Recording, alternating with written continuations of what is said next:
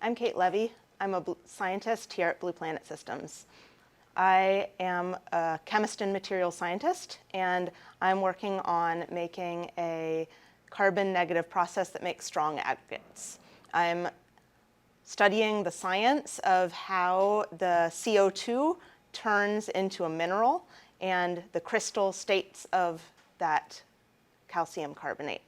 Our aggregate is 44% CO2 by weight, and so we want to know how it turns from a gas into a solid.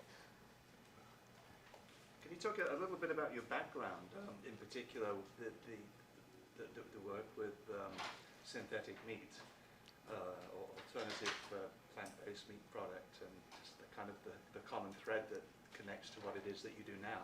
Like how I got into it? Yeah, and also there's a commonality between the two things as well.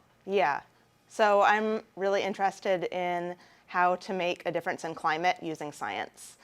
So I first started out looking at the biggest emitters of CO2, and not only what are the biggest emitters, but also the places that no one else is paying attention to. So back in 2014, a huge emitter of, so back in 2014, a huge emitter of carbon dioxide and methane emissions was agriculture. And at the time, nobody even realized that agriculture had a climate impact. And nobody was coming up with real solutions to fix that. And so I was interested in how we could use science to approach these problems from a novel way that would give people what they wanted without having to dramatically change what they were eating, because food is a huge part of culture, a huge part of tradition, and a big part of people's lives. And we shouldn't ask them to compromise. So I joined Impossible Foods to come up with better solutions for people and for the climate that were approaching this problem from a new angle of science. And then I did a similar thing when I decided to join Blue Planet Systems. So I again looked out there at the discourse, I saw the discussions that people were having about what the climate solution should be, and I saw tons of reports saying that we needed to do carbon capture and carbon removal. However, I was part of an online community that had almost everyone in the field in that community, and I estimated there were not nearly enough scientists and engineers working on the problem to actually be able to make a difference.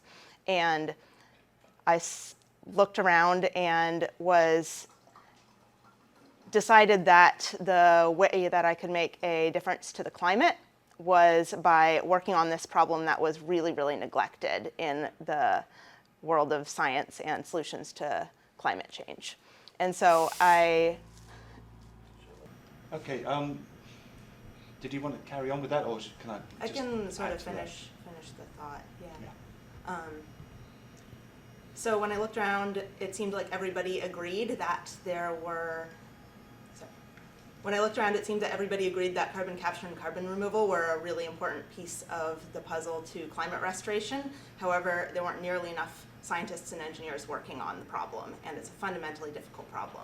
So I decided that I wanted to work on carbon capture and found Blue Planet Systems and thought their technology was brilliant and thought that Blue Planet was the place that I could come to make a difference to the climate crisis.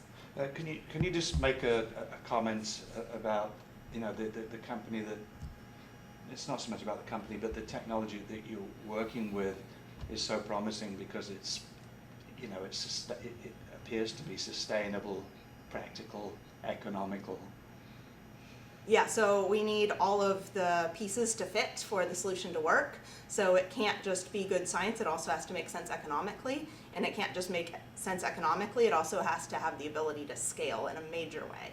And so I saw all of that in Blue Planet in the mineralization technology. So here we take waste products from other industries and we upcycle them in order to use that as the starting materials for our CO2 capture. And that allows us to be economical and also to scale globally. Okay, another thought, and I don't want to be putting, yeah, because my ideas might be faulty, but cold fusion's a good example of, you know, up until now, or maybe still now, energy in seems to be in excess of energy out. So it's not, you know, we're on the road, but it's not efficient yet. Can you just apply that thought to what you're doing? Yeah, that was one of the major things that I... Oh, I'm sorry, can you lead in as a statement more? Okay, so energy in versus energy out? Yeah, and what's special about this? Yeah, so what's special about Blue Planet's technology is that it is, can I contrast? I don't want to like, I think that, I don't want to be like putting down other people's technology, if that makes sense. No, like, Yeah, whatever we said. okay.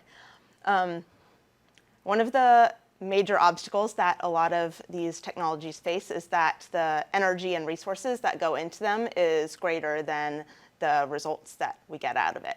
And what's special about Blue Planet's technology is we have a way to do it where we are utilizing waste products from other industries and we are upcycling them in order to create our carbon negative materials.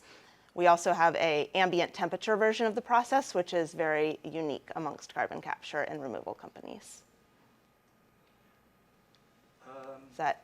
No, that's great. That's perfect. I'm just thinking, without putting down other people's technology, Yeah. you do say that traditionally, or currently, most carbon sequestration processes involve using a lot of energy and then dumping it into the ground, hiding it, whereas we're actually using, you know, way less energy, and we're actually utilizing the carbon as opposed to just getting rid of it.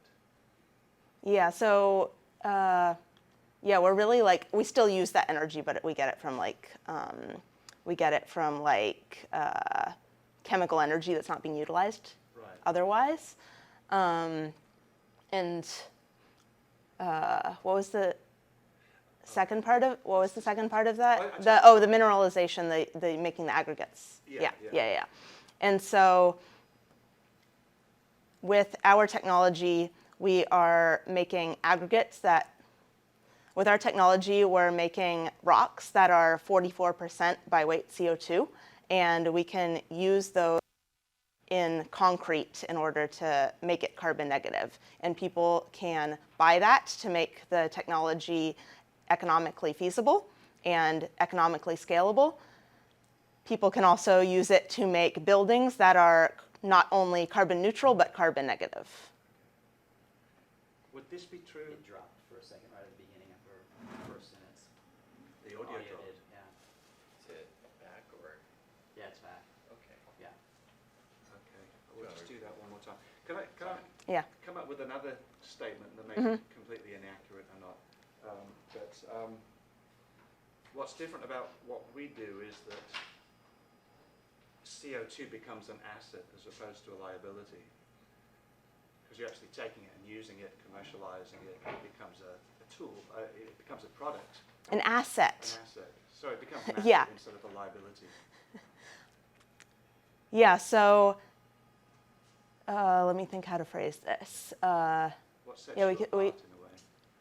Yeah, so we're taking carbon and turning it into value because we're not only pushing it underground to store it, we're turning the CO2 into a usable product that's valuable to people and valuable to industries. You can use our aggregate to make buildings that are not only carbon neutral, but carbon negative. That's great.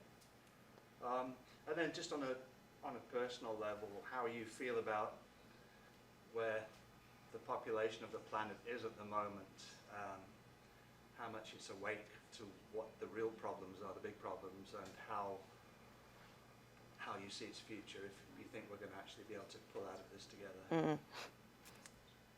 Yeah, we need to wake up. I think a lot of people are in denial. It's an inconvenient truth that climate change is happening. I do see just in the past year or two a lot more people becoming aware because it's becoming more personal. So they see the place that they grew up changing, and it doesn't look like it did when they were a kid, and they think about their kids and their grandkids growing up in the same place, and they see that it's not going to have the same fish, it's not going to have the same wildlife, it's not going to have the same plants that they grew up with. There's going to be more hurricanes and more natural disasters. And I think that is bringing a lot of people around to the need to wake up. And I hope that that will bring people together for the sake of their kids and future generations.